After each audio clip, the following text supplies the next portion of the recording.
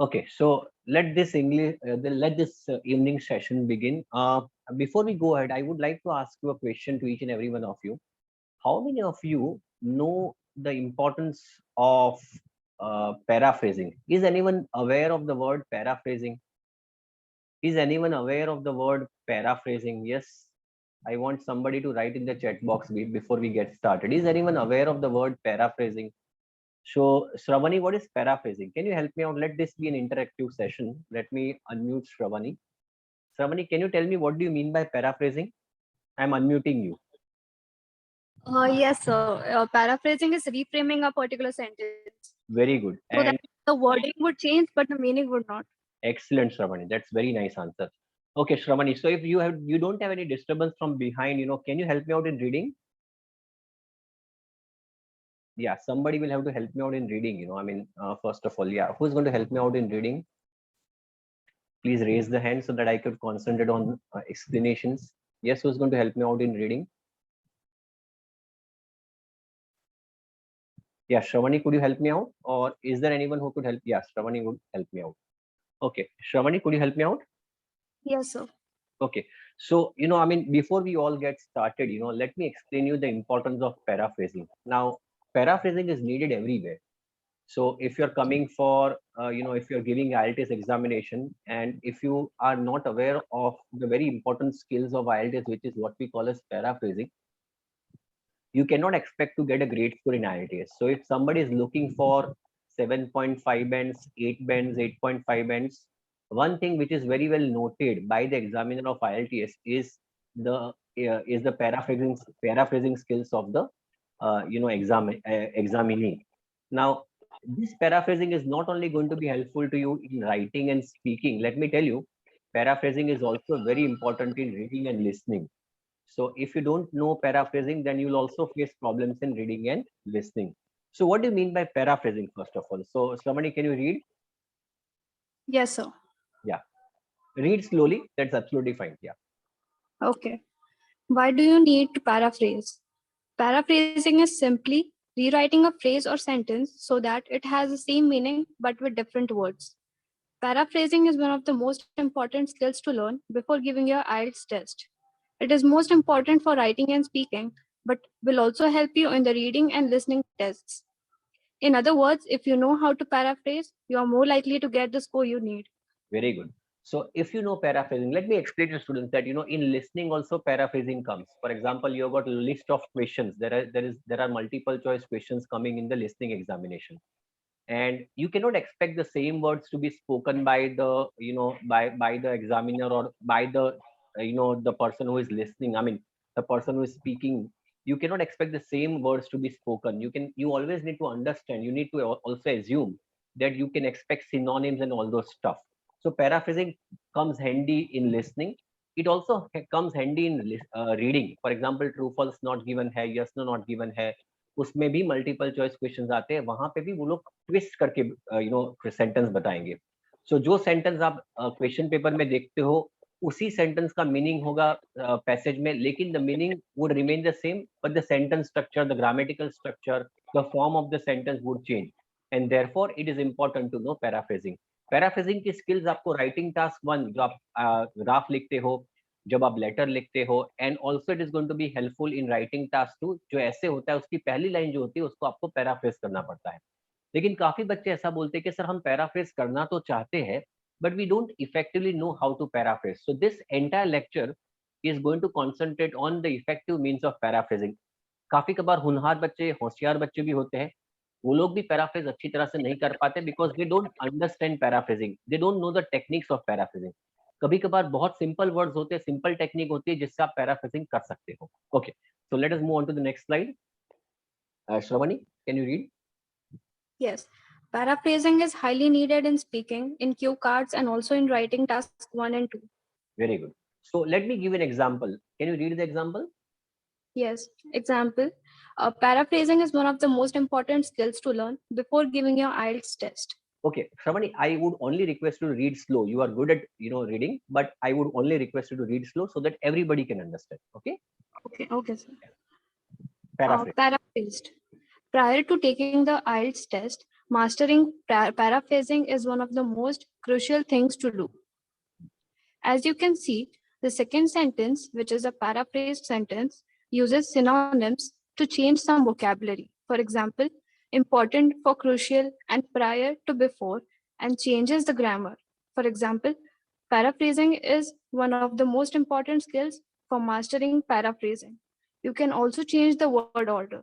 अगर आप पहला सेंटेंस देखते हो जिसमें लिखा है paraphrasing is one of the most important skills to learn before giving your IELTS test.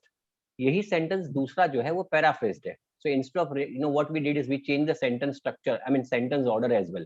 For example before giving your IELTS test, उसके बदले मैंने कर दिया prior to taking the IELTS test. And then mastering paraphrasing, मैंने उसको replace किससे किया, मतलब उसको रिप्लेस किया paraphrasing is one of the most important skills. तो उसके लिए हमने किया mastering paraphrasing is one of the most crucial things to do. अगर आप इसको गौर से देखेंगे दोनों सेंटेंस का मतलब सेम है. What I did is just change the order of the sentence. मैंने काफी वर्ड्स के सिनोनिम्स यूज किए, मैंने काफी सेंटेंस स्ट्रक्चर चेंज किया. अगर आपने देखा होगा paraphrasing is one of the most important skills to learn before giving your IELTS test. यहाँ पे जो सेकंड क्लॉज है वो डिपेंडेंट क्लॉज है, पहला क्लॉज है इंडिपेंडेंट क्लॉज. मैंने दूसरा सेंटेंस जो पैराफ्रेज्ड है डिपेंडेंट क्लॉज से स्टार्ट किया and then I utilize independent clause. So this is also one of the most effective ways of paraphrasing. अब हम concentrate करेंगे सर कैसे paraphrase किया जाए. Please read. Key ways how do paraphrasing for IELTS writing task 2. Before you attempt to paraphrase, you need to make sure that you understand the gist or meaning of the paragraph. Paraphrasing is more than just changing words. Your paraphrase needs to make sense and still convey the original message. So you should read the original text a couple of times to make sure you understand the message it conveys. Then turn the ideas over in your mind. Think of how you would express the same ideas to a friend. जब आप paraphrase करते हो तो एक चीज का ध्यान रखना है कि जो उसका गिस्ट है, गिस्ट मतलब उसका जो मर्म है, उसका जो फॉर एग्जांपल समरी निकलता है जो सेंटेंस को आप पैराफ्रेज करते हो, आपने जो पैराफ्रेज सेंटेंस किया उसकी भी समरी, उसका भी मतलब, उसका भी मर्म, उसका भी गिस्ट वही होना चाहिए. You may utilise different synonyms, you may utilise different types of sentence structures, but eventually the meaning should remain the same. Also जो यहाँ पे एक चीज मेंशन नहीं किया, tense should also not change. So अगर पहला जो ओरिजिनल सेंटेंस है वो प्रेजेंट टेंस है तो make sure that you know the sentence जो paraphrase should also be in present tense. Very rarely you can change the tense, but more often than not you should not change the tense as well. Okay, आगे बढ़ते हैं. Below are 3 techniques to paraphrase. Rather than exclusively using one of them, a good paraphrase includes more than one methods or all of them. अब मैं सबको ये कहना चाहूंगा बिल्कुल बारीकाई से इसको देखें, समझे और इसका उपयोग करें. सब लोग बिल्कुल ध्यान से इसको सुने. मैं आपको 3 टेक्निक आज सिखाऊंगा जिससे आप इफेक्टिवली पैराफ्रेज कर सकते हो. I am going to go very very slow क्योंकि ये जो चीज जो आप सीखोगे आज is going to be utilise in each and every section module of IELTS. 3 technique का इस्तेमाल, यहाँ पे ऐसा लिखा है कि you are not going to utilise exclusively, एक ही टेक्निक का इस्तेमाल नहीं करना है.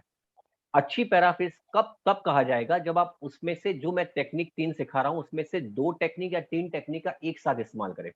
सिर्फ एक ही टेक्निक का इस्तेमाल करोगे तो पैराफ्रेज तो गिना जाएगा but the level of paraphrasing can be considered as very low. तो इफेक्टिव अच्छा पैराफ्रेजिंग वो है जिसमें 2 या 3 टेक्निक जो मैं आज सिखाने वाला हूँ उसका उपयोग हो. The first technique, use synonyms. तो पहली और सबसे इजी टेक्निक, इजी तो नहीं कह सकते लेकिन पहली सिंपल आम टेक्निक है वो है सिनोनिम्स का इस्तेमाल करें. जो काफी बच्चे जो लेट ज्वाइन हुए उनको मैं बताना चाहूंगा कि I am explaining students how to paraphrase, कैसे अच्छी तरह से पैराफ्रेज किया जाए वो चीज मैं यहाँ पे सिखा रहा हूँ. तो पहली जो टेक्निक है पैराफ्रेज करने की वो है बाय यूजिंग सिनोनिम्स. कैसे, चलिए go ahead Bharati ji, Shravani ji. Synonyms are different words that express the same or similar meaning.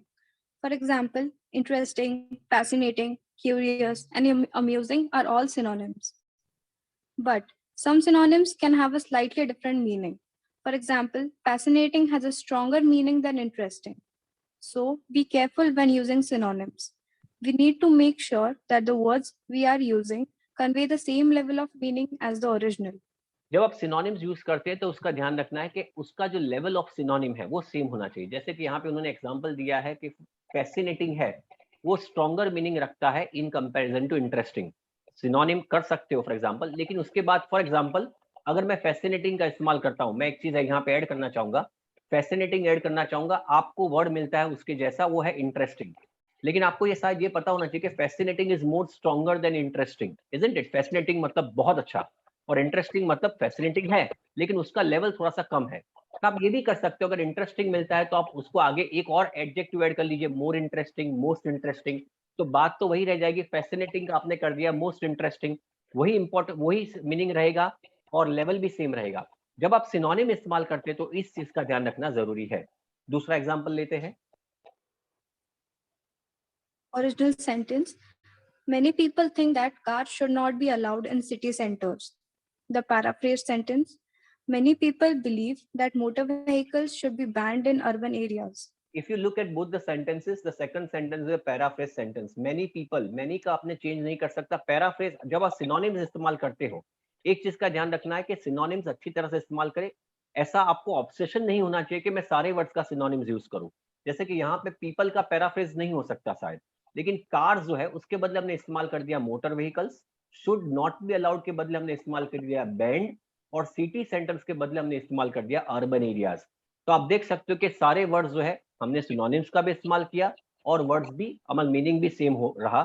तो ये पहला तरीका जो हुआ वो कौन सा हुआ? By using effective synonyms. जैसे कि इस केस में आप देख सकते हो, थिंक का मैंने बिलीव कर दिया, कार्स का मोटर व्हीकल्स बना दिया, शुड नॉट बी अलाउड का शुड बी बैंड कर दिया, और सिटी सेंटर्स के बदले हमने इस्तेमाल कर दिया urban areas. Is everyone able to understand what I am trying to convey? Shravani, is it clear? Yes, sir. Everybody else, is it clear? Everybody understanding the meaning of what I am trying to convey? तो पहला method कौन सा हुआ? बच्चे सब ध्यान रखें।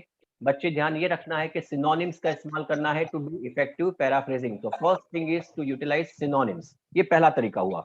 दूसरी बात, कभी कभार क्या होता है कि अगर आपको वर्ड नहीं ठीक से पता होता है, सिनोनिम नहीं पता है, फॉर एग्जांपल ये आदमी ही इज टू शॉर्ट, तो अगर आपको शॉर्ट का सिनोनिम नहीं पता तो आप ऐसा कर सकते हो, he is not too long, ये भी कह सकते हो। कुछ भी नहीं मिलता उसके बदले आप शॉर्ट का ऑपोजिट कर दीजिए लॉन्ग, और आगे नॉट लगा दीजिए, तो ये भी एक पैराफ्रेज हुआ, एक सिनोनिम का इस्तेमाल हुआ। तो पहला तरीका जो है वो है बाय यूटिलाइजिंग सिनोनिम। दूसरा एग्जांपल लेते हैं, please go head. Original sentence. My car needs petrol. Paraphrase sentence. My vehicle requires fuel. तो हमने यहाँ पे क्या कर दिया? माई कार का इस्तेमाल कर दिया हमने माई व्हीकल। माई का तो आप पैराफ्रेज नहीं कर सकते, नीड्स के बदले रिक्वायर्स कर दिया, और पेट्रोल के बदले हमने फ्यूल कर दिया। तो ये जो है इफेक्टिव पैराफ्रेजिंग है बाय यूटिलाइजिंग सिनोनिम। एक चीज का यहाँ जो मैंने पहले भी जिक्र कहा था वो ये है कि एक चीज का ध्यान रखना है कि यहाँ पे नीड्स है, तो दिस इज प्रेजेंट टेंस में है और थर्ड पर्सन सिंगुलर है, तो यहाँ पे नीड्स है। तो एक चीज का ध्यान रहे कि यहाँ पे रिक्वायर्स होना जरूरी है, क्योंकि otherwise the sentence will be grammatically incorrect. ये जो है my car, it is third person singular, तो जाहिर it is going to be needs. और यहाँ पे भी माई व्हीकल जो है, कार है तो यहाँ पे भी सिंगुलर है माई व्हीकल, और क्योंकि नीड्स है, क्योंकि it is third person singular, तो यहाँ पे भी रिक्वायर्स कर दिया है। यहाँ पे कार्स होता तो नीड होता, तो यहाँ पे व्हीकल्स होना चाहिए था। तो ये चीज का ध्यान रखना है कि when you change, you should not change singularity to plurality, वो एक ही होना चाहिए। और दूसरा मैंने पहले भी बताया था, टेंस जो है वो सेम होना चाहिए। तो पहली मेथड कौन सी हुई? सिनोनिम्स। दूसरा example, Original sentence. Global warming is mostly caused by emissions from internal combustion engines. Very good. Paraphrase sentence. Climate change is mainly caused by the release of fumes from motor vehicles. So Shravani, can you tell me what are the words that we have changed? Just analyze and tell me. Global warming is converted to climate change. Very nice. Internal combustion is release of fumes. Very good. Caused is mainly caused. Mostly And cause का engines, हमने, हाँ sorry, mostly cause का हमने कर दिया mainly cause, and then engines is converted to motor vehicles. Okay, internal combustion engine जो है उसका ही टोटल मोटर व्हीकल्स हो गया है Shravani. So internal combustion engine has been converted into motor vehicles, लेकिन एमिशंस जो है, what we have done over here is emissions का हमने चेंज कर दिया है release of fumes. Global warming का हमने कन्वर्ट कर दिया है क्लाइमेट चेंज। मोस्टली कॉस्ट का हमने कर दिया mainly cost, and internal combustion engine has been change to motor vehicles. Is it clear everybody? Yes और no? Understood the importance of how we are converting or changing into paraphrasing? I want answers from everybody. Please write in the chat box. Are you able to understand what I'm trying to say? जल्दी से chat box में बताइए ताकि मैं आगे जा सकूं. Very good, thank you so much for understanding. Okay, आगे बढ़ते हैं. दूसरा तरीका, पहला कौन सा था Shravani? What was the first method of paraphrasing? Synonyms. By using synonyms. Shravani, I hope you're not tired. I believe that you are doing a job. So is it fine if I make you read, or you want me to ask somebody else? No, sir, I can read. Very good, thank you. तो पहला जो method था paraphrasing का वो था by usage of synonyms. दूसरा है वो है using the word forms. ये बहुत इंपॉर्टेंट तरीका है. अगर कोई वर्ड से ज्यादातर केस में ऐसा होता है, काफी बच्चे जो गुजराती मीडियम से आते हैं, काफी बच्चे हिंदी मीडियम से आते हैं, सर हमें वोकैबुलरी कम होती है तो हम सिनोनिम्स, हमें आम सिनोनिम्स ही नहीं मिलते, तो सर अच्छे सिनोनिम्स, एक ही वर्ड के दूसरे सिनोनिम्स कहाँ से मिलेंगे? तो उनको मायूस होने की जरूरत नहीं है. They don't need to be disheartened. All they need to do is understand के दूसरे कौन से तरीके हैं ताकि हम पैराफ्रेजिंग कर सके. तो दूसरा जो तरीका है वो है चेंज द वर्ड फॉर्म्स, और ये भी काफी इफेक्टिव तरीका है. रीड कीजिए Shravani. Another way to paraphrase is to change word forms. For example, changing a noun into a verb into a noun, or an adjective into a noun, or vice versa. तो अगर आपको कुछ नहीं सूझता है, you don't have any other clues of words, the other way out is to convert noun into adjective. You can also convert adjective into adverb, noun into for example verb. कैसे कर सकते हैं मैं आपको समझाता हूँ. चलिए, please go ahead. Original sentence: the production of cotton increased gradually. अब यहाँ पे मैं सबको ये कहूंगा कि अगर आप हो सके तो नाउन जो 8 पार्ट्स ऑफ स्पीच है, noun, adjective, pronoun, then verb, adverb, conjunction, preposition and interjection, उसका साथ थोड़ा सा बेसिक नॉलेज ले लीजिए. अगर आपके पास उसका नॉलेज नहीं है तो मैं आपको उसका वीडियो भेजूंगा जो मेरा ही है, जिसमें ये 8 पार्ट्स ऑफ स्पीच को अच्छी तरह से समझाया गया है.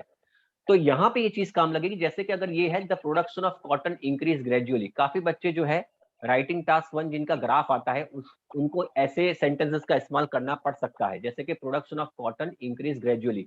Now Shravani, can you tell me exactly over here, ये इंक्रीज जो है वो क्या है? What is increase? ये क्या है? What is this and what is gradually? Can you tell me increase which part of speech is it? Just imagine, सब नाउन है, एडजेक्टिव है, वर्ब है, एडवर्ब है, क्या है ये? It's verb. Very good. So increased is a verb. Very nice. And can you tell me gradually वो क्या है? Adjective. No, it is an adverb. Obviously, adverb he modify करता है verb को, adjective noun को modify करता है. Am I right, Shravani? So increase is a verb and gradually is an Adverb. because it is modifying the verb, increase. Am I right? अब Yes. आपके पास knowledge नहीं है कि मैं इसको कैसे चेंज करूं. How do I change it? तो ऐसे केस में एक छोटा सा जो चेंज कर सकते हो वो ये है. रीड कीजिए. There was a gradual increase in production of cotton. अब देखो, अगर आप गौर से देखेंगे तो इसमें हमने क्या कर दिया, what we did is we have converted gradually, जो है उसका हमने ग्रेजुअल कर दिया. देखिए, सबके लिए बहुत इंपॉर्टेंट एग्जांपल है. और इंक्रीज के बदले हमने कर दिया इंक्रीज. यहाँ पे जो इंक्रीज था, this was verb and this was an adverb. Gradually was an adverb. So what I did, ये जो इंक्रीज हो जाता है वो बन जाता है. Can you tell me Shravani what this increase is now? Parts of speech, कौन सा पार्ट ऑफ स्पीच है ये? This is basically a noun. And obviously when gradual is modifying the noun, तो ये gradual क्या बन गया? Adjective. Very good. So this becomes an adjective. तो ये छोटा सा एग्जांपल है. देखो कितना अच्छा सा पैराफ्रेजिंग हुआ है. मेरे पास कोई वर्ड नहीं था, ग्रेजुअल के लिए मेरे पास कोई वर्ड नहीं था, इंक्रीज के लिए मेरे पास कोई वर्ड नहीं था, तो मैंने क्या कर दिया, I just change the sequence of structure, और मैंने कन्वर्ट कर दिया वर्ब को, मैंने नाउन कन्वर्ट कर दिया, और ग्रेजुअली जो एडवर्ब था उसको मैंने एडजेक्टिव कन्वर्ट कर दिया. दोनों के मतलब सेम ही है. अगर आप गौर से देखोगे तो नंबर ऑफ वर्ड्स भी बढ़ जाते हैं नए सेंटेंस के. इसके नंबर ऑफ वर्ड्स है 1 2 3 4 5 6. और अगर मैं ये जो नया सेंटेंस पैराफ्रेज बन के आया हुआ है उसके वर्ड्स में काउंट करूं तो बन जाता है 1 2 3 4 5 6 7 8 और 9. So from 6 words to 9 words, not only I increase the number of words, but at the same time also paraphrase it effectively. Understood everybody now? Can you write in the chat box if you understood what I am trying to say? पहला तरीका कौन सा था Shravani? I am repeating. First method. Using synonyms. Very good. And दूसरा method? Changing the word form. Very good. By changing the word form. Understood everybody? Please write in the chat box. Have you understood everybody what I am trying to say? Yes or no? Very good. Write in the chat box. It is important that your response comes so that I can go further. अब दूसरा example लेते हैं. Shavani, can you read it? Yes. Many people find watching tennis interesting. तो यहाँ पे जो interesting वो adjective, अब मेरे दिमाग में कोई आ नहीं रहा है, इंटरेस्टिंग का कोई दूसरा वर्ड नहीं मिल रहा है, तो मैं क्या कर सकता हूँ? Paraphrase sentence. Many people have an interest in watching tennis. You can see the same thing, you know, मैंने इंटरेस्टिंग का इंटरेस्ट कर दिया, तो मैंने क्या कर दिया, जो ऊपर जो एडजेक्टिव था उसका नाउन बना दिया. तो वैसे भी आप पैराफ्रेज कर सकते हो. एक चीज का यहाँ पे ध्यान रखना है कि एन इंटरेस्ट है, इंटरेस्ट तो आगे आप ये जो आर्टिकल लगाओगे क्योंकि आई से स्टार्ट होता है, it is going to be an. But what I just did over here is that I have not utilized any other word. I just converted adjective into a noun. दूसरा example लेते हैं. Some people think Facebook is an invasion of privacy. What do you mean by invasion? Shavani? Attacking. Attacking. Very good. So can you explain me the meaning of this sentence in Hindi? मतलब privacy कोई रहती नहीं है Facebook में, क्योंकि सब data आप enter करते हैं. Exactly. So काफी लोग ऐसा मानते हैं कि फेसबुक जो है वो आपकी प्राइवेसी में दखल अंदाजी करता है. Right? So it is basically invading your privacy. मेरे पास invasion का कोई word ही नहीं था. So what I did is that I just converted this into this. Can you read? Some people think Facebook has invaded our privacy. Very good. So what I did is that instead of utilizing invasion, what I did is converted invasion, जो noun था, I converted that into a verb. So this is also an effective way of paraphrasing. तो it is very important कि आप मायूस ना हो. अगर आपके पास synonyms नहीं है तो ये दूसरा तरीका है by which you can paraphrase. Understood? Okay. Then एक दूसरा और example देता हूँ. चलिए बताइए. Longer lifespans and improvements in the health of older people suggest that people over the age of 65 can continue to live full and active lives. Now, before you read the second sentence, Savani, can you explain me the first sentence? It is said that people above the age of 65 can also live a healthy life. क्यों ऐसा है? So let us not split it. I mean, let us go according to the order of the sentence. Longer lifespans and improvements in the health of older people. आप सब लोग जानते हो कि जो पहले जो हमारी लॉन्गेविटी हुआ करती थी, जो 60-65 साल लोग जीते थे, अब 70-80 साल लोग जीते हैं. तो लॉन्गर लाइफ स्पान का मतलब ये हुआ. इसके साथ एक जबरदस्त चीज हुई है, जो है उनकी हेल्थ भी इंप्रूव हो गई है. पहले ऐसा था कि अगर घुटनों में दर्द हुआ करता था तो उसके लिए कोई दवा नहीं थी. अब आप पूरा नी रिप्लेसमेंट कर सकते हो and you can live a very good life. अब उससे ये हुआ है, इन दोनों के कारण अब जो 65 साल की उम्र के ज्यादा जो लोग थे वो अपनी फुल और एक्टिव लाइफ जी सकते हैं. Is it clear, Shravani? I hope this meaning is clear. Now Yes, sir. Now I don't, if you don't have words, if you don't have synonyms, एक दूसरा तरीका ये भी है. What you can do is you can also convert this into this. जैसे कि यहाँ पे सजेस्ट है तो उसका मैंने कर दिया are suggesting. You can see over here that what I did is that I converted simple form of verb into ing form the verb. लेकिन एक चीज का याद रखना है कि यहाँ पे सजेस्ट था तो सजेस्टिंग कर दिया, तो लीव है, आगे भी ये होना चाहिए कि लीव जो है उसका मैंने यहाँ पे लिविंग कर दिया. तो एक चीज का याद रखना है कि अगर आप सिंपल फॉर्म ऑफ वर्ब को ing फॉर्म ऑफ वर्ब में कन्वर्ट करते हो, then you should make sure that the sentence remains parallel. तो यहाँ पे सजेस्टिंग कर दिया तो यहाँ पे लिविंग भी होना चाहिए. So that is how you make a sentence, parallel. So this is also an effective way of doing paraphrasing. तो पहला जो paraphrasing का तरीका था वो है synonyms. दूसरा जो आपने अभी देखा जिसमें word का word हो सकता है, जैसे कि मैंने एग्जांपल दिया था, और इसमें ही एक दूसरा तरीका है कि ing form of verb कर सकते हो. मैं आपको दूसरा एग्जांपल दिखाता हूँ तो और क्लियर हो जाएगा. Can you read, Shavani? John loves to swim, to teach and to run. So John loves to swim, to teach and to run. अगर आपके पास जाहिर है कि swim का तो कोई दूसरा वर्ड नहीं मिलेगा. Can you help me out, Shravani, with the word of swim? Do you have any word, of swimming? Swim के बदले कोई दूसरा वर्ड जहन में है आपके? No, sir. No, don't try even. You won't get it. और teach का शायद नहीं मिलेगा और run का भी शायद नहीं मिलेगा. Run का sprinting हो सकता है, लेकिन अगर नहीं मिलता तो don't get disheartened. आप सीधा ऐसा कर लो कि swim के बदले swimming कर लो, टीच के बदले टीचिंग कर दिया हमने, और रन के बदले रनिंग कर दिया. तो ये याद रखना है कि स्विमिंग, टीचिंग एंड रनिंग. एक दूसरा भी आप काम कर सकते हो. You can also do something like this over here. आप ये भी कर सकते हो, John loves teaching, swimming and running. तो ये भी पैराफ्रेज हो गया. आपने ये भी ऑर्डर चेंज कर दिया. तो टीचिंग मैंने पहले लिख दिया, स्विमिंग बाद में कर दिया और रनिंग बाद में कर दिया, तो ये भी पैराफ्रेज हो गया, अच्छा पैराफ्रेज हो गया। तो to swim, to teach and to run का बदले मैंने स्विमिंग, टीचिंग एंड रनिंग कर दिया। अगर स्विमिंग, टीचिंग एंड रनिंग होता तो I would have done it to swim, to teach and to run. एक चीज का यहाँ पे याद रखना है कि आपको ये पैरेलल रखना जरूरी है। आप ऐसा नहीं करना कि John loves to swim, teaching and to run. So ज्यादा आपको आई मीन इम्प्रोवाइज नहीं करना है, otherwise it will be grammatically incorrect. Understood Shravani? Yes, sir. Okay, so this is also an effective way of doing the paraphrasing. और तीसरा तरीका, तो पहला हमने सिनोनिम्स किया, दूसरा what we did was changing the word form, और तीसरा जो है is the changing the sentence structure. हाँ जी, बताइए। A third way to paraphrase is to change sentence structure. This could be by changing the order of the clauses or by changing the sentence from passive to active or vice versa. Let's have a look. Okay, तो पहला तरीका synonyms था, दूसरा आपने जो देखा, और तीसरा है अगर एक ही सेंटेंस कॉम्प्लेक्स सेंटेंस बना है, उसमें दो फ्रेज है, तो आप फ्रेज को इंटरचेंज कर सकते हैं। Can you read this? For example, it is difficult to say whether the economy will improve. कह नहीं सकते कि इकोनॉमी कब इंप्रूव होगी। The two clauses are it is difficult to say and whether the economy will improve. सो अगर आपके जहन में कुछ नहीं आया है तो आप ऐसा भी कर सकते हो। One way is to paraphrase is by changing the order of the clauses. For example, whether the economy will improve is it is difficult to say. क्या किया हमने Shravani? What we did? Change the sequence of clauses. We have change the sequence of clauses. Can you tell me exactly दूसरे clause में comma है, पहले clause में comma नहीं है, ऐसा क्यों है? Reason नहीं पता sir. Okay, I will explain you the reason. पहले सेंटेंस में इंडिपेंडेंट क्लॉज पहले था, डिपेंडेंट क्लॉज बाद में था।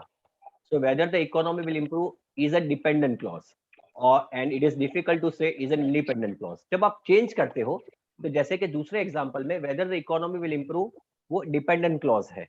तो अगर कोई सेंटेंस डिपेंडेंट क्लॉज से स्टार्ट होता है तो उसके बाद कॉमा लगता है and then comes independent clause. लेकिन अगर कोई सेंटेंस इंडिपेंडेंट क्लॉज से स्टार्ट होता है, there is no need to have a comma after it. Understood now? Yes sir. तो इसलिए आपको ये ध्यान रखना है कि जब आप क्लॉज का ऑर्डर चेंज करते हो तो ये चीज का ध्यान रखना जरूरी है। ओके, दूसरा example. Original sentence. During the summer, many people visit the temple. Very good. Paraphrased. Many people visit the temple during the summer. all we did is just change the order of the clauses. पहले clause में क्योंकि dependent clause पहले start हुआ है तो हमने during the summer के बाद कॉमा का इस्तेमाल किया। दूसरे सेंटेंस में क्योंकि the sentence starts with N independent clause, many people visit the temple, और बाद में डिपेंडेंट क्लॉज आया है, हमने कॉमा का इस्तेमाल नहीं किया है। तो ये चीज का ध्यान रखना जरूरी है। So when you have nothing else, you don't have good words to paraphrase, कम से कम आईएलटीएस का एग्जामिनर ये चेक करता है कि क्या आप प्रयत्न भी तो करते हो पैराफ्रेज करने का। आपने पैराफ्रेज सिर्फ प्रयत्न भी किया जैसे कि यहाँ पे किया, तो भी आपके बैंड ज्यादा आएंगे। मतलब आपने सीधा सेंटेंस उठा लिया तो 4, 4.5, 5 बैंड से ज्यादा नहीं मिलेंगे। कम से कम आपने ये भी किया तो you are a good candidate to get a good score of 6 to 6.5 और 7 बैंड। ओके, दूसरा एग्जांपल लेते हैं please. As languages such as Spanish, Chinese, and English become more widely used, there is a fear that many minority languages may die out. Now, Shravani, can you explain me this phrase step by step? Languages which are Spanish, Chinese, and English, they are becoming more popular. So other languages may die out. Means people will not use those languages Very if good. these are becoming popular. Very good. So जैसे जैसे Spanish, Chinese और English का इस्तेमाल ज्यादा हो रहा है, एक साइड डर है हमें कि माइनॉरिटी लैंग्वेजेस, मतलब जो कम इस्तेमाल होती हुई लैंग्वेजेस है, वो भविष्य में कम हो जाएगी। मतलब डाई आउट, मतलब वो जैसे कि इंडिया में अगर संस्कृत की बात करें, कोई संस्कृत यूज नहीं करता, तो ये हो सकता है कि शायद 10, 15, 20, 25 साल के बाद संस्कृत हो ही नहीं, ये हो सकता है। तो इसको सिर्फ ऑर्डर चेंज कर सकते हो। Shravani, can you change the order of the clauses? दो क्लॉज कौन से यहाँ पे? Which are the two clauses? As languages such as Spanish, Chinese, and English become more widely used, बस this is पहला one. Clause. Yeah very good. Then There is a fear that many minority languages may die out. Second one. so just can you change the order of the clause? Start with there is से start करो। There is a fear that many minority languages may die out comma because of languages such as नहीं, वापस as से आपने कुछ change नहीं करना है, आपने सिर्फ Okay. ऑर्डर ही चेंज करना है, दैट्स इट। तो भी एक पैराफ्रेजिंग होता है, वापस बोलो। There is a fear that many minority languages may die out as Comma. languages such as as languages such as Spanish, Chinese, and English are becoming more become more wide, उसका इस्तेमाल करो। हाँ, वो बाद में, पहले लेवल का paraphrasing करते हैं, ठीक है? तो ये हुआ पहले लेवल का paraphrasing. Read it again. There is a fear that many minority languages may die out as languages such as Spanish, Chinese, and English become more widely used. ये मैं ऐसा नहीं कहूंगा कि ये तरीका अच्छा है, लेकिन कम से कम कुछ न करने से तो कई गुना ज्यादा है कि आप कम से कम ये क्लॉजेस का इंटरचेंज करो। अब बेहतर ये हुआ कि इसमें आप सिनोनिम्स का भी इस्तेमाल करो, जैसे कि मैंने लास्ट सेंटेंस में किया है। We can also use synonyms, paraphrased with changing words or word orders and synonyms.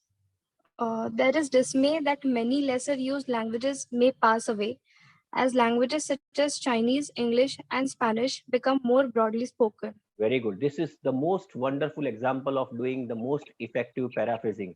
अगर आप देखेंगे तो हमारा ऑर्डर कुछ ऐसा है, we are ordering something like this। हमने पहले यहाँ से यहाँ लिया, we started from this to this, and then now this was done।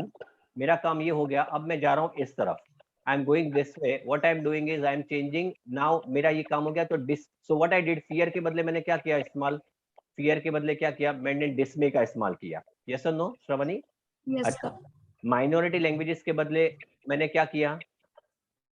Lesser used languages में डाई आउट के बदले may pass away. Okay, and languages तो लैंग्वेजेस रहेंगे, लेकिन मैंने आप देख सकते हो कि स्पेनिश चाइनीज और इंग्लिश के बदले चाइनीज इंग्लिश एंड स्पेनिश कर दिया। So that is also fine, because कहीं पे भी ऐसा नहीं लिखा कि स्पेनिश 33% है, चाइनीज 45% है, ऐसा तो कुछ है नहीं। So I can change that order as well. और मोर वाइडली यूज के बदले मैंने क्या कर दिया? More broadly spoken. Is it clear everybody? This is a fantastic example of doing wonderful paraphrasing. First, पहला स्टेप मैंने ऑर्डर को चेंज किया, और दूसरा स्टेप मैंने सिनोनिम्स का इस्तेमाल किया। आपको एग्जांपल में यही करना है। On not only are you required to change the order of the sentence, आपने synonyms का भी इस्तेमाल किया। Is it clear everybody? I want you people to take a screenshot of this. It's a very effective way of doing paraphrasing. अगर आपके Hitat may cut off. Can he write? Hitat, I am not able to understand your question. Okay, by the time the other students can take a screenshot of this and let me know when you have taken the screenshot. It's a very effective way of doing paraphrasing. Have you all taken the screenshot?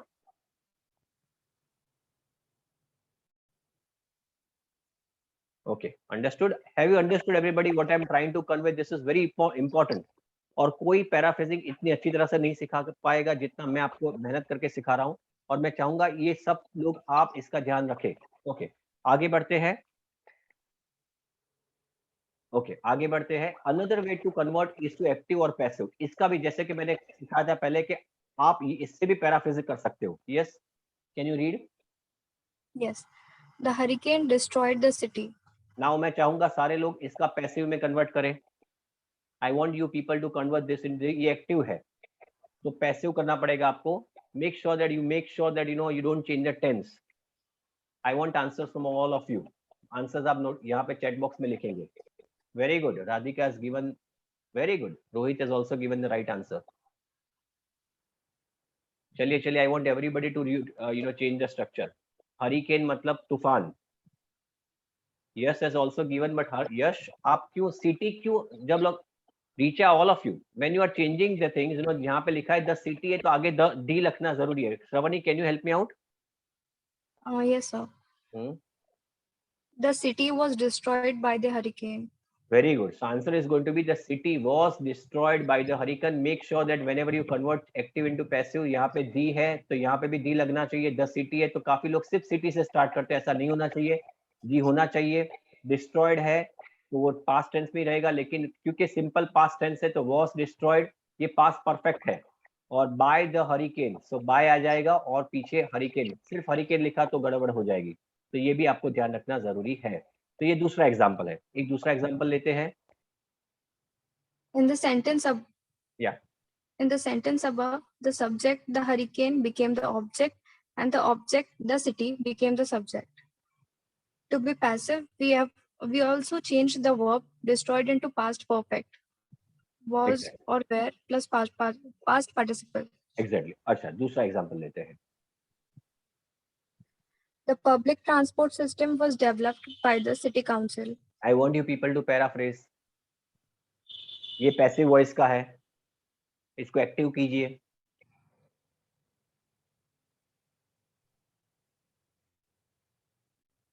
Make sure that the है जो इसका इस्तेमाल होना जरूरी है, ये passive में है, उसको एक्टिव कीजिए.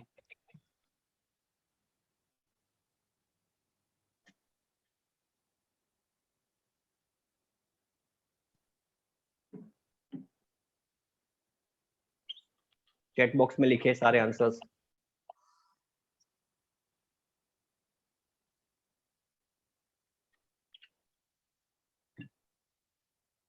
Very good. Rohit has given me the right answer. Radik has also given me the right answer. Prashant, your answer is absolutely right. Yes, Shravani, can you speak? The city council Yes. developed the public transport system. Very nice answer. So the city council developed the public transport system. ये paraphrasing के नियम है भैया. मैं ये कहूंगा सारे लोगों से कि आपको ये पैराफ्रेज करके आंसर बोलना है. स्पीकिंग में भी अगर कोई क्लू कार्ड का टॉपिक आता है तो make sure that you paraphrase it and then speak. This is also going to help you increase your score. तो ये तीसरा तरीका है. ओके, आगे बढ़िए. In the sentence above, the subject, the public transport system, became the object, and the object, the city council, became the subject. Very good. Okay, अब ये बहुत इंपॉर्टेंट है. चलिए ये बताइए. The property developers invested $20 million in the development of the shopping center.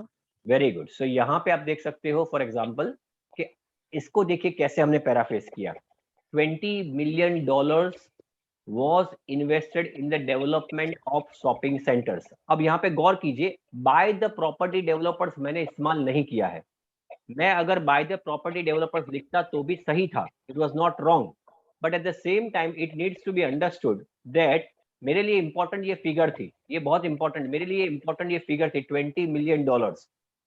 तो यहाँ पे ये चीज का ध्यान रखना जरूरी है कि क्योंकि property developers was not important to me, I did not utilize this in the second paraphrase statement. लेकिन अगर आप इस्तेमाल करते हो तो गलत नहीं है.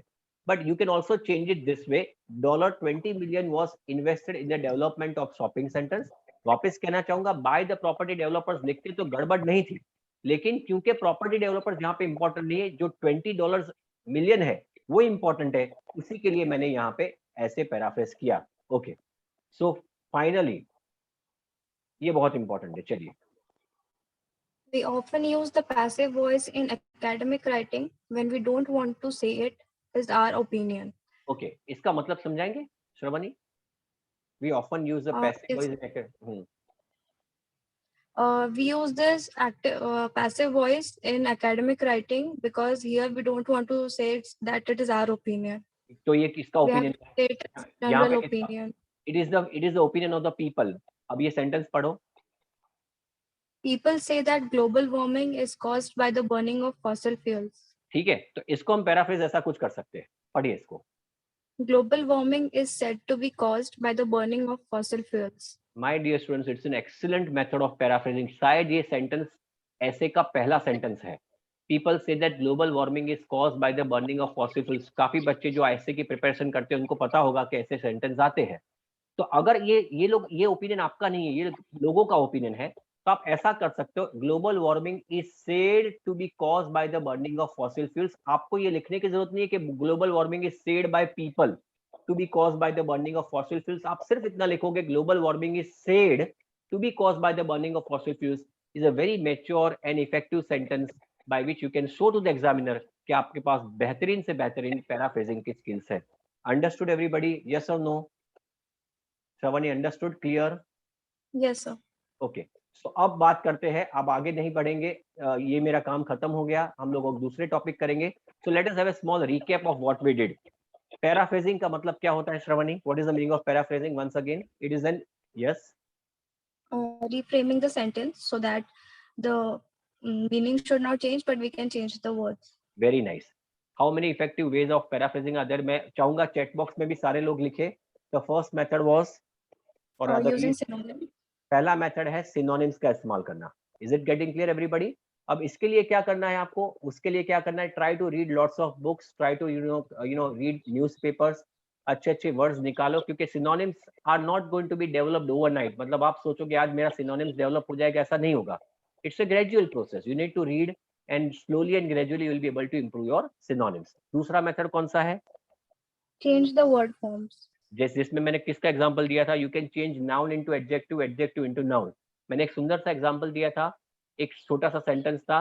There is for example the production of cotton increase gradually. उसका हमने सिनोनिम किया था, there was a gradual increase in production of cotton. उसमें ही एक दूसरा तरीका कौन सा था Shravani? Use ing. Very good. You can also convert ING. उसके लिए मैंने एक छोटा सा एग्जांपल दिया था, John loves to swim, to surf and to run. उसके बदले हमने क्या कर दिया? John loves Swimming. Swimming, running and जो भी है तीसरा. ठीक है, ये दूसरा तरीका. तीसरा तरीका क्या था? To split the sentence into two clauses and तो then clauses, change the order. Change the order of the clauses. तो दूसरा हमने क्लॉजेस का ऑर्डर चेंज कर दिया. और उसमें सोने पे सुहागा क्या होता अगर हम No. इसमें सिनोनिम्स Yes. भी इस्तेमाल करते? Isn't it? Yes. Yeah, Yes. और उसमें एक दूसरा तरीका है converting active into passive and passive into active. I hope this is clear to everybody. अब जब आप पैराफ्रेजिंग करते हो तो ये सारी स्किल्स का ध्यान रखो. मैं चाहूंगा ये सारी स्किल्स का ध्यान रखें ताकि आप एक अच्छी तरह से पैराफ्रेजिंग कर सको. Any questions, any doubt students? I hope it was useful. Before we jump on to the next slide, I hope this was useful lecture for you everybody. पता चला सबको? Write in the chat box so that I can understand, और you want me to take? Okay, great, अच्छी बात है. चलिए, so let us move ahead now with the new session. हम लोग रीडिंग करेंगे.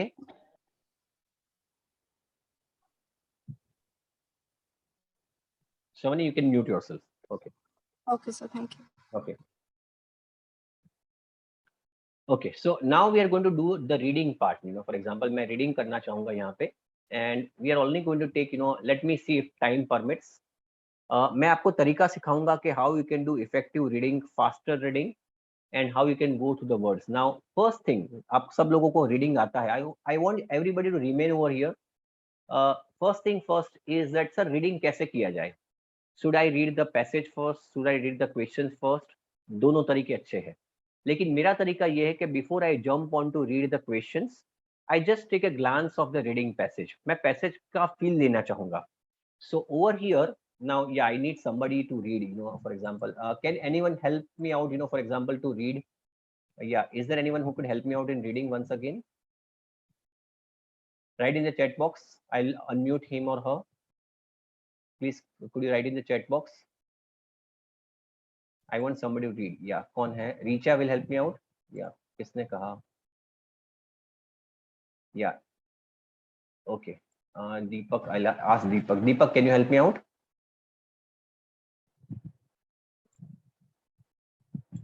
Okay. Okay, great. Just a minute.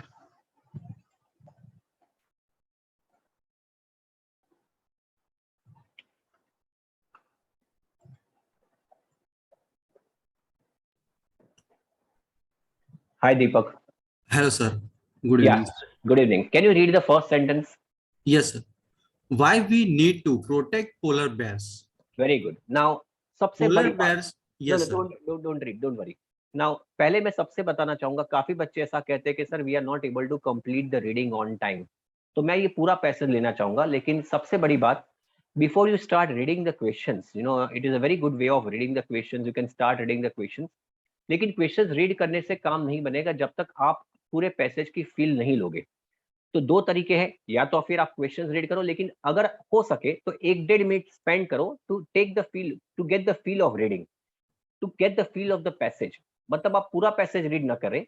What you need to do is just take a small glance of the passage. जैसे कि पहली जो line है वो है why we need to protect polar bears. So Deepak, can you tell me what this, I mean ये क्या sentence है? ये सर ये बताना चाहता है कि हमें पोलर बेयर को प्रोटेक्ट क्यों करना चाहिए. हाँ, तो आप गेस कीजिए कि पोलर बियर्स को प्रोटेक्ट क्यों करना चाहिए. शायद ये पूरा पैसेज उसी के ऊपर होगा कि पोलर बियर्स क्या फायदा लाते हैं हमारी इकोसिस्टम में. एम आई राइट और not? So Yes, sir, right. this is what you need to start assuming कि ये पोलर बियर्स को प्रोटेक्ट करना क्यों जरूरी है. हम सब जानते हैं कि polar bears are on the verge of extinction, you know. So शायद नाश हो जाएंगे अगले 15-20 सालों में अगर उनका ठीक से देखभाल नहीं किया गया.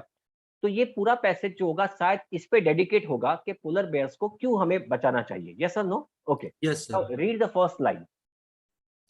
Polar bears are being increasingly threatened by the effect of climate change. Threatened by the effects of climate change. हाँ जी. Change. But that disappearance could have far-reaching consequences. Very good. अब रीड कीजिए दूसरे पैराग्राफ की पहली line का. Second paragraph, sir. Yeah. The genome No. of the polar bear Sorry. may also.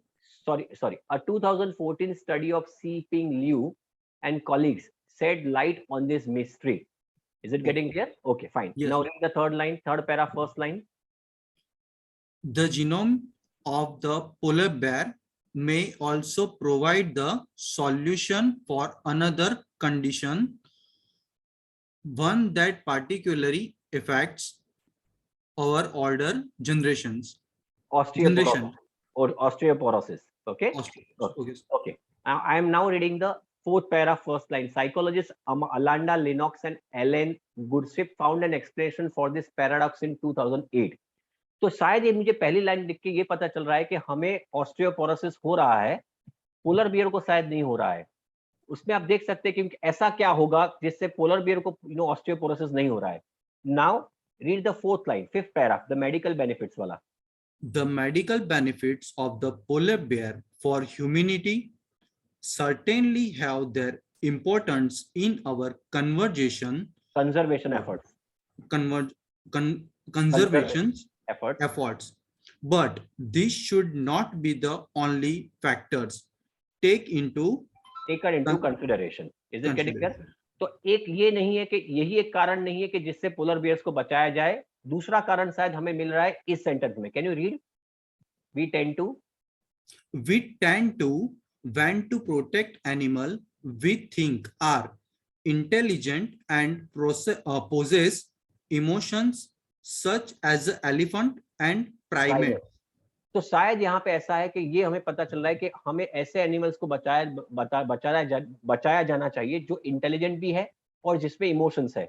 तो हो सकता है इस पैराग्राफ में ऐसा हो कि पोलर बियर्स के में भी वो इंटेलिजेंट है या उसमें इमोशंस है.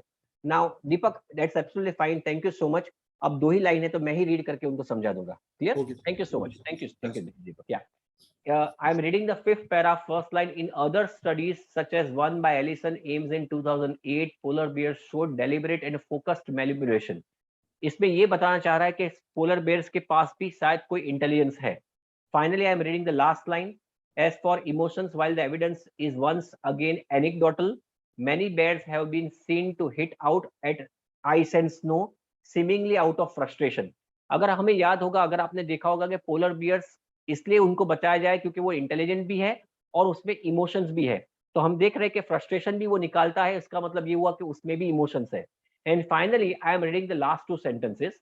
If climate change were to lead to their extinction, this would mean not only the loss of potential breakthroughs in human medicine, but more importantly, the disappearance of an intelligent, majestic animal. अगर मैं ये पूरी line, मैंने पहली line पढ़ ली ऊपर से, 1 minute लगेंगे. मुझे ये शायद पता चल रहा है कि पोलर बियर्स को इसलिए बचाया जाना चाहिए.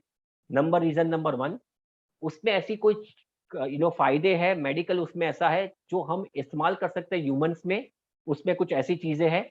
और दूसरा, वो एक इंटेलिजेंट एनिमल भी है जिससे हमें छोड़ना नहीं चाहिए. अगर आप पूरा ग्लांस लेते हो ये चीज का क्वेश्चन पढ़ने से पहले, तो आपको एक आसान रहेगा क्वेश्चन में से आंसर्स को निकालना. So now I am going to help you out with the questions. ये ट्रू फॉल्स नॉट गिवन के क्वेश्चंस हैं. So I am reading the first sentence. True false not given के ये 7 क्वेश्चंस है. Polar bears suffer from various health problems due to the buildup of fat under their skin. मैं सारे questions को read नहीं करना चाहूंगा. अब मैं आपको 5 या 7 मिनट का टाइम दूंगा. And I want you people to get me the answer. The answer is true, false or not given. Okay. So I'm going to give you 5 to 7 minutes. I don't want anyone to run away. मैं नहीं चाहूंगा सारे बच्चे चले जाए, कोई भी बच्चा जाए. मैं इसको बहुत अच्छी तरह से एक्सप्लेन करूंगा. Please make sure. मैं एक छोटी सी हिंट देना चाहूंगा कि ये जो है आंसर्स आपको समझना पड़ेगा कि ये यहां तक ही है आपकी आसानी के लिए. This is only up to this. चलिए अगर आप देखते हैं, I am giving you 5 minutes. Tell me answer is true, false और not given.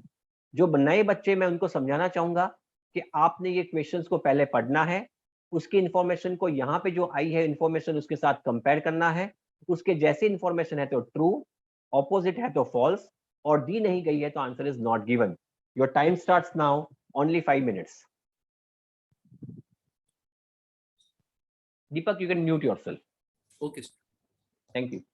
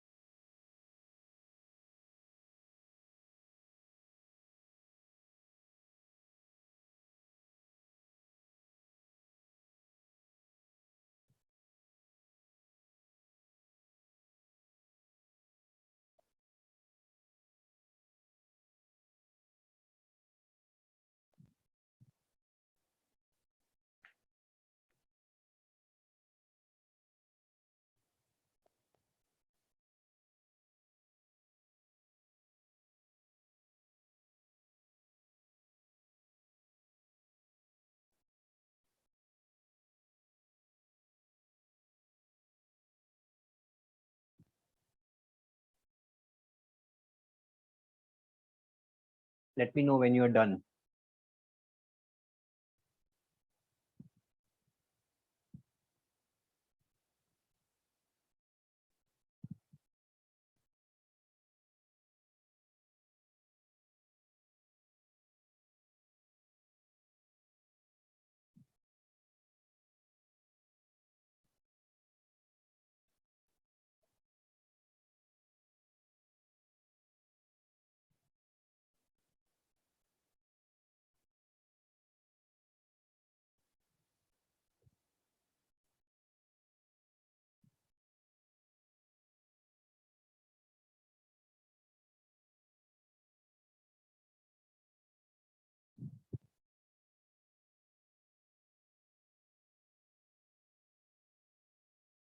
I don't want any, I mean, it is fine if you don't get the correct answers. More importantly, you should try all of them.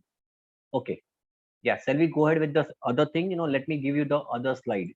Okay. Now, ये जो dark portion है आपके सामने जो दिख रहा है, if you could see, first thing first, I would like to tell each and every one of you that true, false not given. The answers are always going to come in sequential order. सारे answers जो होंगे वो sequence में आएंगे. सबसे important चीज, every answer is going to come in sequential order. So you won't have first answer coming after second or fifth answer coming before third. ये सब चीज पहले आपको समझना जरूरी है. First and foremost thing. दूसरी important चीज, सबसे important बात कि आपने ये भी देखना पड़ेगा कि आपका जो सातवां आंसर है, सेवंथ आंसर जो है वो कहाँ पे खत्म होता है. Now if you could look over here, the polar bears, मैं सातवां क्वेश्चन पढ़ा, the polar bears mechanism for increasing bone density could also be used by people one day. अगर आप इसको गौर से देखेंगे तो यहाँ पे लिखा हुआ है, if the mechanism of bone remodeling in polar bears can be understood, many bedridden humans and even astronauts could potentially benefit. अगर हम पोलर बेयर की ठीक चीजों को, मैकेनिज्म को ठीक से समझ पाए तो ये ह्यूमंस को और एस्ट्रोनॉट्स को भी फायदा होगा. तो इसका मतलब ये हुआ कि अगर आप देख सकते हो फॉर एग्जांपल यहाँ पे कि सातवां जो आंसर है, it is basically over here जहाँ पे मेरा कर्सर घूम रहा है, और पहला आंसर, तो इसका मतलब ये हुआ कि all the answers are always going to be coming before this. तो आपको ये पैराग्राफ और पीछे के नीचे के 3 पैराग्राफ आपको रीड करने की जरूरत नहीं है. That is very important for you to understand. Now I will explain each and every one of you कि पहले का आंसर क्या होगा, दूसरे का क्या होगा. ये डार्क जो बोल्ड किए हुए है उसमें ही उसके आंसर्स है. So I want somebody to help me out. Pankaj, can you help me out because you are done. Pankaj, can you help me out for reading? Who is going to help me out for reading? Yeah, कौन help करेगा मुझे reading के लिए? Pankaj, can you help me out? Yes, somebody is. Yes, so Pankaj will help me out. चलिए.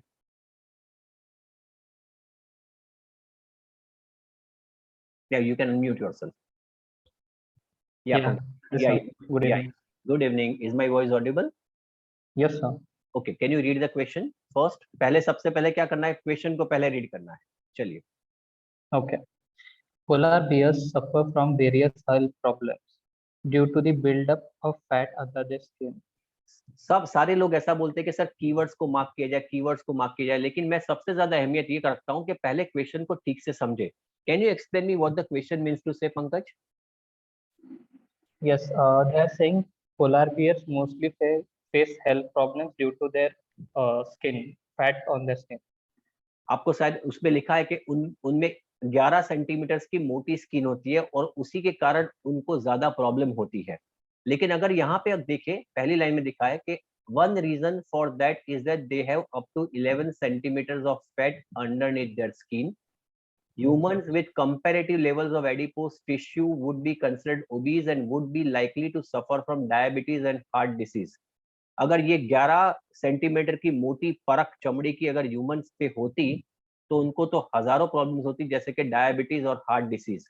लेकिन अगर यहाँ पे लास्ट लाइन देखें तो यहाँ पे लिखा है yet the polar bear experiences no such consequences. Polar bear जिसके पास 11 सेंटीमीटर की मोटी परख है, उनको ये कोई भी कॉन्सिक्वेंसेस का प्रॉब्लम नहीं होता, मतलब उनको ये कोई भी प्रॉब्लम नहीं होती. और यहाँ पे लिखा है polar bear suffers from various health problems due to the built up of fat under the skin. यहाँ पे लिखा है और अंदर पैराग्राफ में लिखा है, ये कॉन्ट्रडिक्टरी हो जाते हैं, उसी के कारण पहले का आंसर जो है वो है false. Is it clear everybody? Understood everybody? Have you understood everybody why the reason is false, why the answer is false? फटाफट आप लिखना चालू कीजिए ताकि मैं दूसरा एक्सप्लेन करूं. Okay, let us read the second one. Can you read? Okay. Yes, sir. The study done by Liu and his colleagues compared different groups of polar bears. यहाँ पे काफी लोगों के आंसर्स मैंने देखे कि गलत है. The study done by Liu and his colleagues compare different groups of polar bears. मतलब क्वेश्चन ये कहता है कि पोलर बियर्स के ही अलग अलग ग्रुप्स को कंपेयर किया है. मतलब एक पोलर बियर का ग्रुप है और दूसरा ही पोलर बियर का ग्रुप है, उन दोनों ग्रुप्स को कंपेयर किया है. But if you read, can you read this A 2014? Okay. A 2014 study by Shai Ping Liu and colleagues sheds light on this mystery. They compared the genetic structure of polar bears with that of their closest relatives from a warmer climate, the brown bears. तो यहाँ पे question में लिखा है कि दो polar bear के group को कंपेयर किया है, लेकिन ऐसा नहीं है. अगर आप गौर से देखेंगे तो एक पोलर बियर का ग्रुप है और दूसरा ब्राउन बियर का ग्रुप है. मतलब दूसरा ग्रुप पूरा ब्राउन बियर का है, लेकिन क्वेश्चन में दिया है कि दो पोलर बियर के ग्रुप को कंपेयर किया है और उसी के कारण the answer of second is going to be false. Is it getting clear everybody? Pankaj, is it clear? Yes, sir. Okay, so सारे लोगों को पता चल गया क्यों इसका आंसर फॉल्स है. काफी लोगों ने इसका आंसर ट्रू दिया है कि दोनों सर ब्राउन बियर और पोलर बियर है तो दोनों एक ही ग्रुप हुए. नहीं, क्वेश्चन में दो पोलर बियर के ग्रुप है और यहाँ पे पोलर बियर और ब्राउन बियर है, उसी के कारण the answer is going to be false. Third, Liu and colleagues were the first researchers to compare polar bears and brown bears genetically. Very good. यहाँ पे अगर देखें कि ल्यू और शेंगपिंग ल्यू की बात अगर हम करें, उनके कलीग्स की बात करें, तो उनका जिक्र सिर्फ यहाँ पे दिया है जहां पे मेरा कर्सर घूम रहा है. लेकिन या Pankaj, can you explain me the answer of this? Yes, sir. In that passage, they didn't mention that they were the first researchers to Very compare nice. polar bears. Very good Pankaj, very nice observation.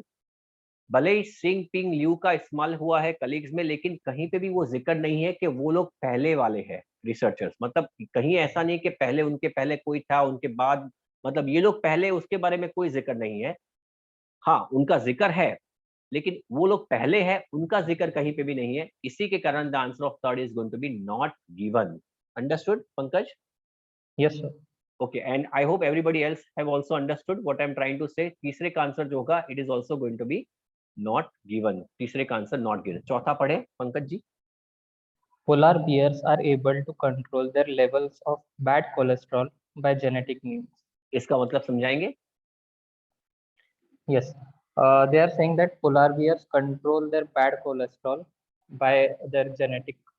Polar bears अपने bad cholesterol का genetically उसका control करते हैं. So can you read this? यहाँ पे they compared. Okay. They compared the genetic structure of polar bears with that of their closest relatives from a warmer climate, the brown bears. This allowed them to determine the genes that have allowed polar bears to survive in one of the toughest environments on Earth. Liu and his colleagues found that polar bears has a gene known as APOB, which reduces levels of low-density lipoproteins, LDL, a form of bad cholesterol. तो उसमें ऐसा लिखा है कि polar bear में एक ऐसा gene है जिसको हम कहेंगे APOB. जो जीन इस्तेमाल होता है पोलर बियर के शरीर के अंदर लिपोप्रोटीन्स, मतलब कोलेस्ट्रॉल, बैड कोलेस्ट्रॉल को कंट्रोल करने में. तो जाहिर है वही चीज यहाँ पे लिखी है कोर्ट में. Polar bears are able to control the levels of bad cholesterol by genetic means, क्योंकि उनमें ऐसा जीन है जिससे बैड कोलेस्ट्रॉल कंट्रोल होता है. तो पंकज जी, इसका आंसर क्या आएगा फोर्थ का? True. Very good. So answer of fourth one is going to be true. Can you read the fifth one? Okay. Female polar bears are able to survive for about 6 months without food. Female polar bears 6 महीना तक food के बगैर survive हो सकती है. Is it getting clear? आप यहाँ से पढ़ना चालू कीजिए. This process results in about 6 months of fasting. 6 months of fasting. Exactly, 6 months of fasting. आगे बढ़िए. Where the female bears have to keep themselves and their cubs alive, मतलब ये depleting हुआ their own calcium. Exactly. Yes. तो यहाँ पे ऐसा ही हुआ. अगर फिफ्थ की बात करें तो यहाँ पे लिखा है कि they are able to survive without 6 months, I mean for 6 months without food.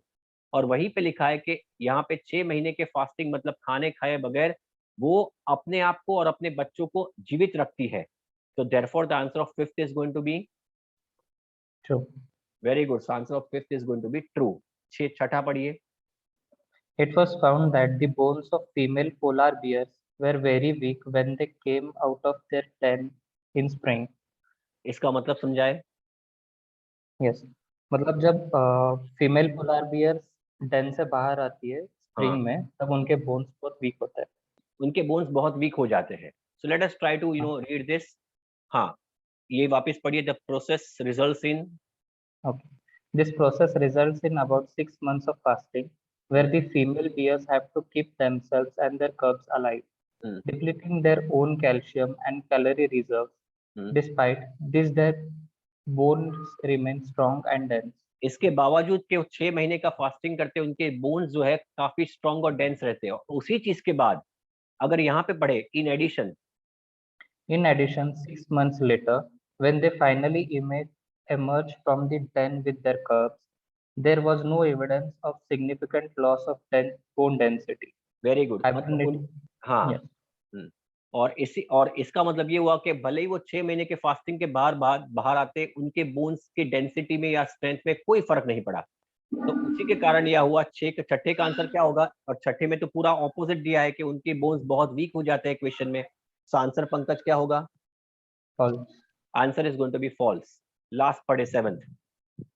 But sir यहाँ पे the genome of the polar bear ये वाला पैरा है ना? हाँ, लेकिन यहाँ पे लिखा है ना कि see despite their bones remain still strong. और यहाँ पे लिखा है, अगर आप यहाँ पे देखेंगे उसके अंदर ये लास्ट पैराग्राफ में जहाँ पे मेरा cursor, in addition 6 months later when they finally emerged from the den with their cubs they were evidence of no significant loss of bone density.